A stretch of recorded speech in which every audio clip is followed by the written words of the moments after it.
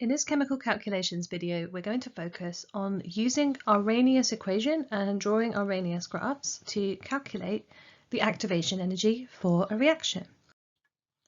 So let's go back to the start of the rate topic for A-level and think about the rate equation. And just even from GCSE, we know that the factors that affect the rate of a chemical reaction are concentration and pressure. Now I've put these in the same line because most of the time we're dealing with aqueous solutions, and so we think about concentration as the particles per unit volume. But if we had a gas, pressure is basically the same idea, that the higher the pressure, the more particles there are per unit volume. We've also got surface area if there are solids involved, and of course temperature, which is what we're looking at with Arrhenius, and also the use of a catalyst.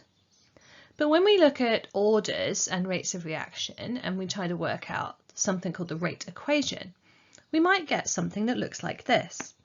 So we've got our rate and we've got concentrations mentioned over here.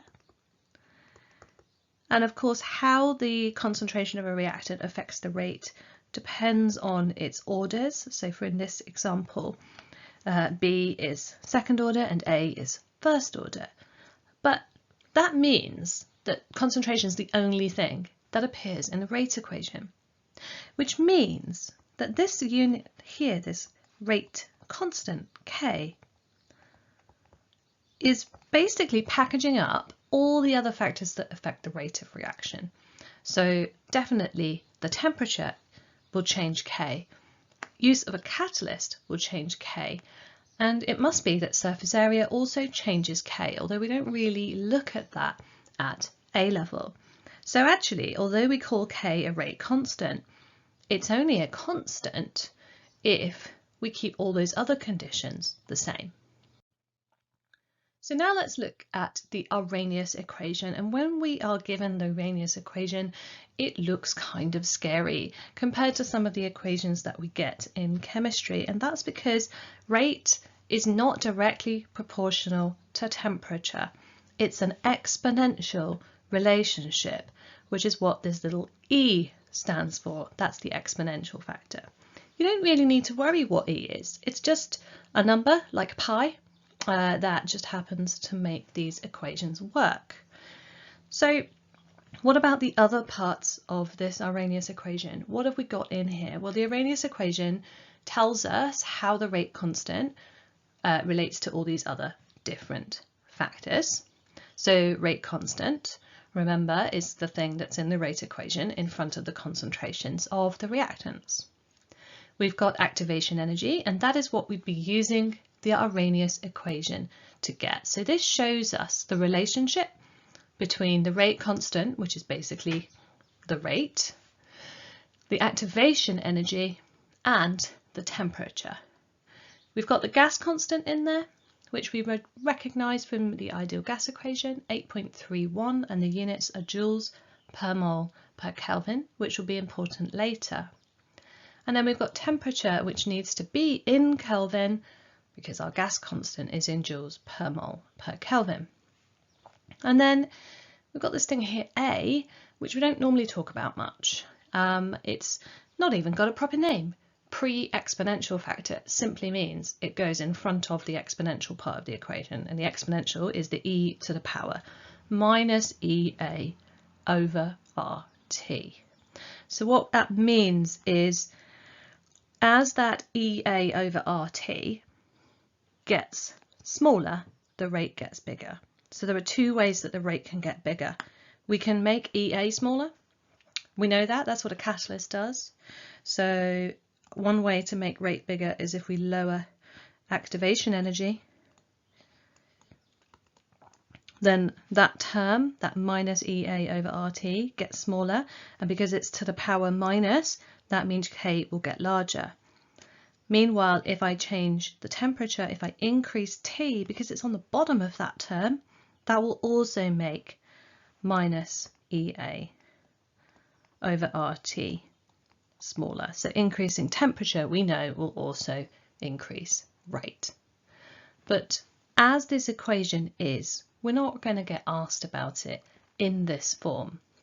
All we're going to do is use this equation as a tool to work out activation energy from an experiment. So if you don't understand the maths of it, that is not a reason for you to not be able to get full marks. And Arrhenius questions can be anything up to sort of 8 marks. So they are worth practicing. Okay, so we don't usually get it in this form. This is kind of the raw form. This is the exponential form.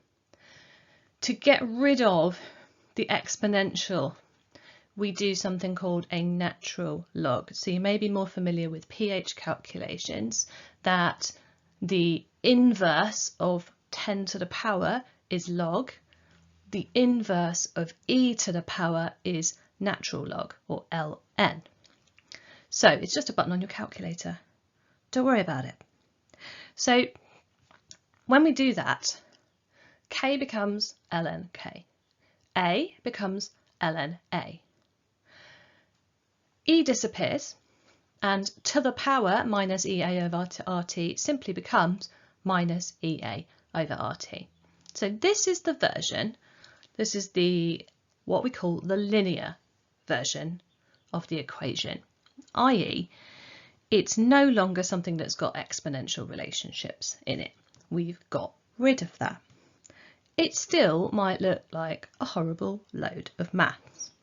So all we're going to do is some really simple rearrangements, because the Arrhenius equation is an equation for a straight line, but right now it does not look like the kind of equation for a straight line that we used to do in GCSE maths, which is y equals mx plus c. Right now it doesn't look like that. So let's see what we can do to make it look more like a straight line graph, where y is the y-axis, x is the x-axis, m is the gradient, and c is the y-intercept.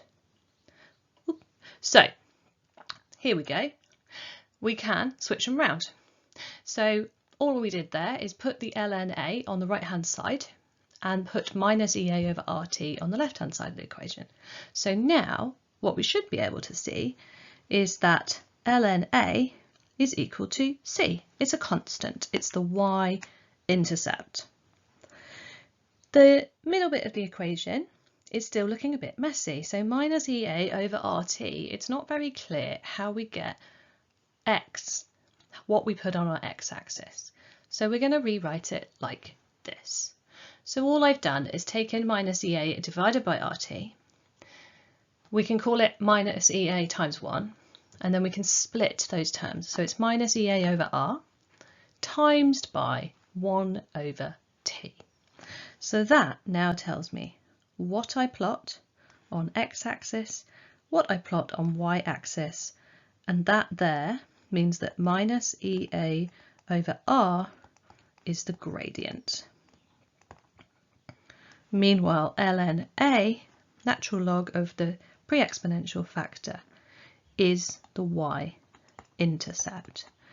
Now we didn't really talk about what A is, and we don't need to worry too much about it. So activation energy obviously is determined by sort of the bonds that need to be broken. It can be changed by taking a different route and using a catalyst. ln A is therefore all those other bits that we can't really so like surface area, the orientation of the molecules when they collide, all these other little factors that can affect reaction rate, but they're not really something that we vary in a chemical experiment. So we don't need to worry about A, and that means we don't need to plot our graph to find A. Actually, what we want to do is plot our graph to get a good gradient. So we're going to plot a graph where y-axis is natural log of K, which is the rate constant. X-axis is 1 over T, which is temperature in Kelvin. Before we do a graph, we need to do an experiment. So, setting up the experiment. Our independent variable is therefore going to be temperature. We're going to measure the temperature, change it using a water bath or something like that. A range of temperatures, hopefully around about 4 or 5 different temperatures, because we want a straight line graph, and that's the sort of number of readings we need to take to get a good line of best fit. Our dependent variable that we're going to measure is rate. And there are loads of different ways that we can measure rate, which, you know, is definitely a topic for a completely separate video. And then that means that we're going to need to control concentration, because concentration's in our rate equation. So therefore we need to make sure that they stay the same so that only K is changing with temperature.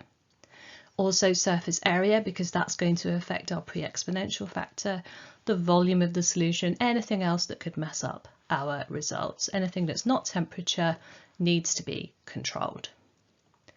And let's say that we get our raw results table is going to be quite basic. We're probably going to measure our temperature in degrees C because that's what the thermometer reads. We may have some more decimal places, but I'm just keeping this simple for the moment. It's also highly unlikely that you'll measure such exact temperatures because you're trying to change the temperature yourself, but we're trying to keep the numbers relatively easy.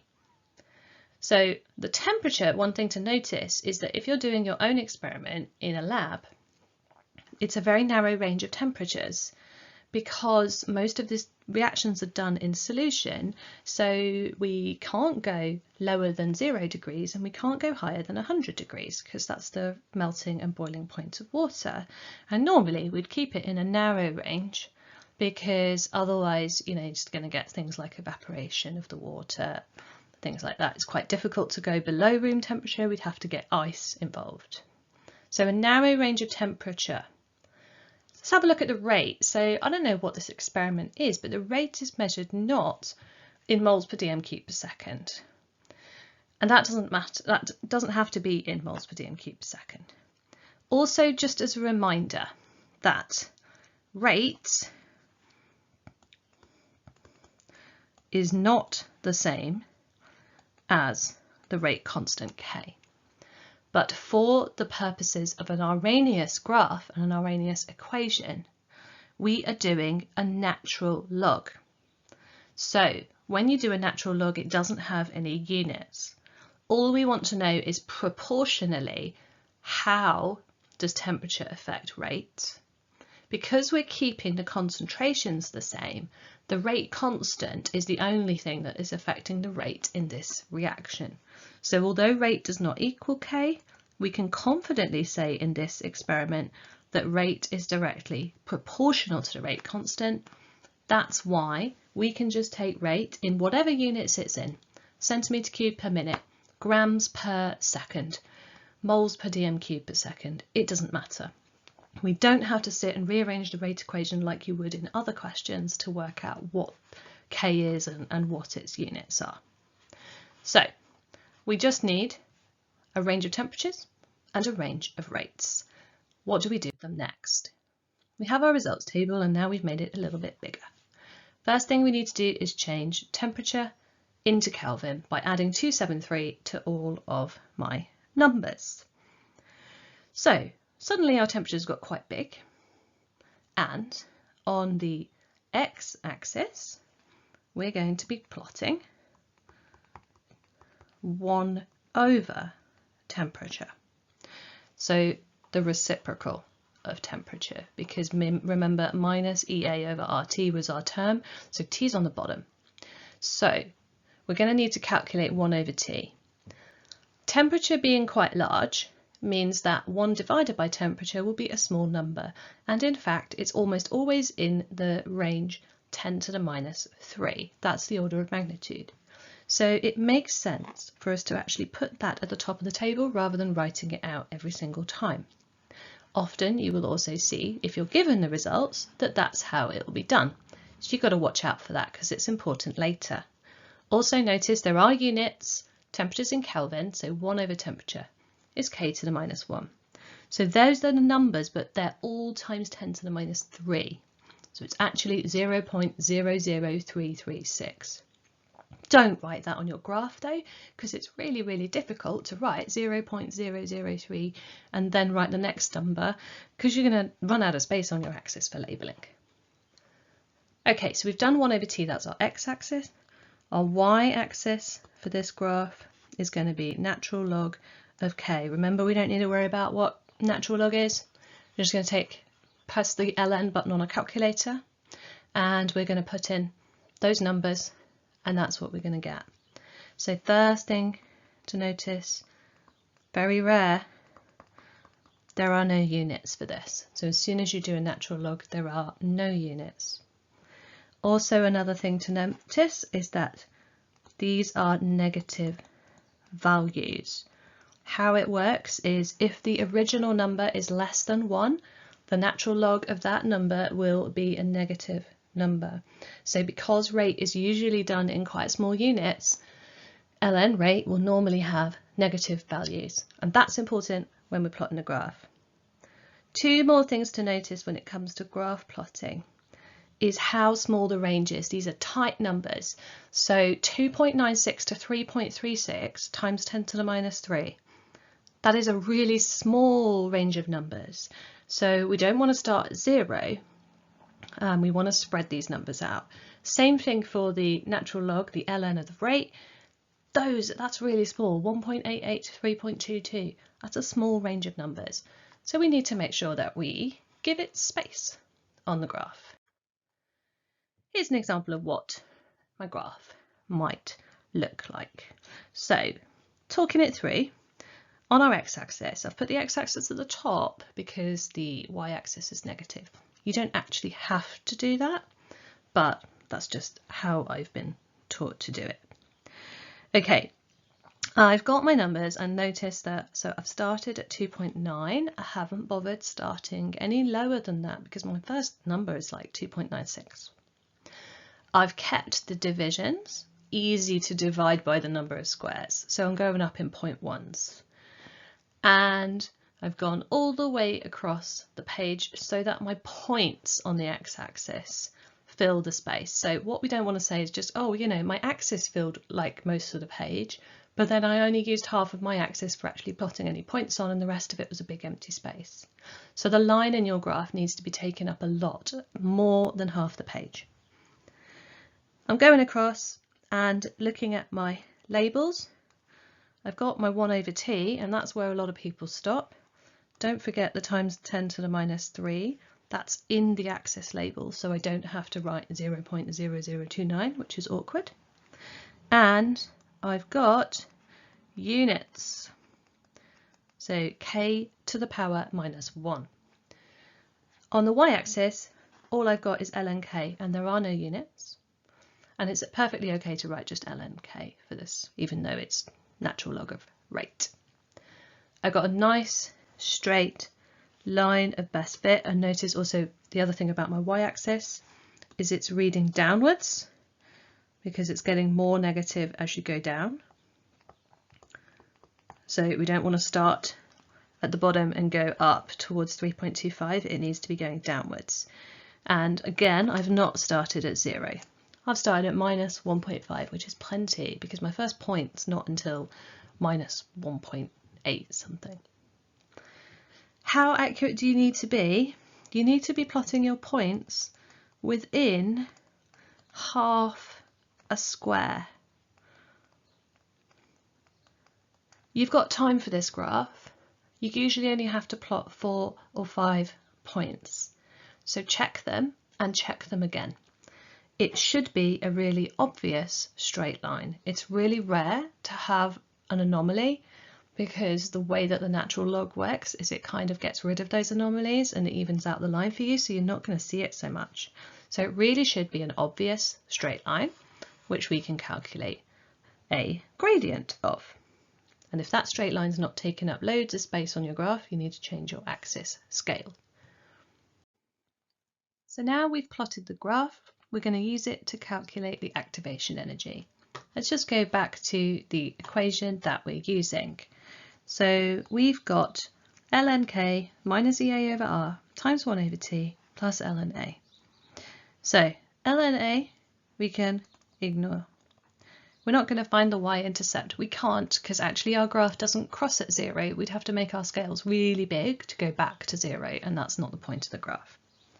We've got ln k is my y-axis and 1 over temperature is x, which means this gradient equals minus Ea, activation energy, over the gas constant R.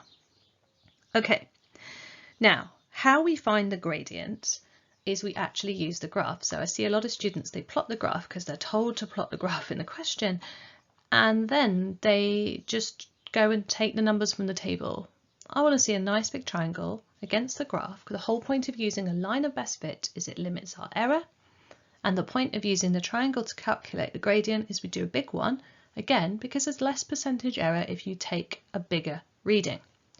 So I'm going to also make sure that my line is sort of trying to hit the main squares so it's easier to calculate and read off. So I'm actually going to read off on the y-axis that my line goes down to minus 3.2 and it starts at minus 1.85.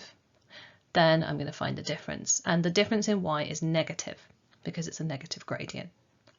Then I'm going to look at my difference in x, and it's very important here that we remember that x is going to be a small number, times 10 to the minus 3. So I need to put those in both times, and my difference in x therefore is small, which means that when I calculate my gradient, it should be a relatively large number. So let's put that in.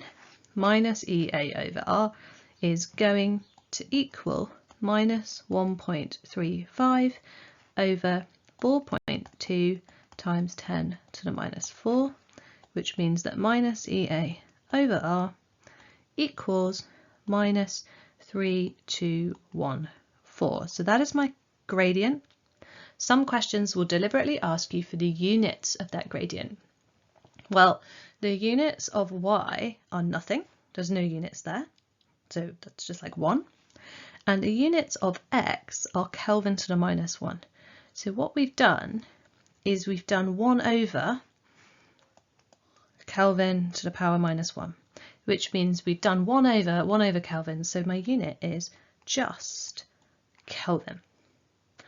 That's going to make a bit more sense because I'm now going to multiply by R.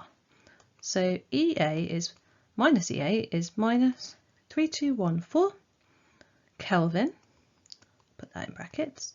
Gas constant is 8.31, and the units for the gas constant are joules per mole per Kelvin. So the value I'm going to get for that is 26708, and the units for that, I've got Kelvin times Kelvin to the minus 1, so I cross that out. The units are going to be joules per mole. Now if you forgot the 10 to the minus 3, then what would happen is your answer would be 26.7. And that's actually the answer in kilojoules per mole. So EA is 26.7 kilojoules per mole. However, if you're not sure what you're doing or they ask you for the units at any point in this calculation, you can easily lose all of those marks. So be really, really aware of the sizes of the numbers that you're calculating and the units that they are in. So 26.7 kilojoules per mole, that is a sensible number. It's also always going to be a positive number. Activation energy is the energy you need to put in to break bonds. So it's endothermic always, and usually they're going to want it in kilojoules per mole. So just to summarize all the important things that we need to remember about our Arrhenius equation, we've got to choose those axes, scales carefully. Probably going to put times 10 to the minus 3 over the axis for our 1 over t. Make sure that our points cover at least half the page and not just that the axis covers half the page. And we're going to remember the units is Kelvin to the minus 1 on the x-axis, and we're probably going to write 10 to the minus 3 in there. We're going to use the graph to calculate the gradient. We're not just going to take the numbers out of the table. And the units of the gradient are Kelvin. And the units of the activation energy, when we then times by the gas constant, are going to be in joules per mole, so we probably need to convert them to kilojoules per mole. And the gradient is a negative value, but activation energy will be a positive value because the gradient is minus EA over R. No need to panic about these. You just need to do a few practice questions and you'll realise that they really do ask you the same thing every single time.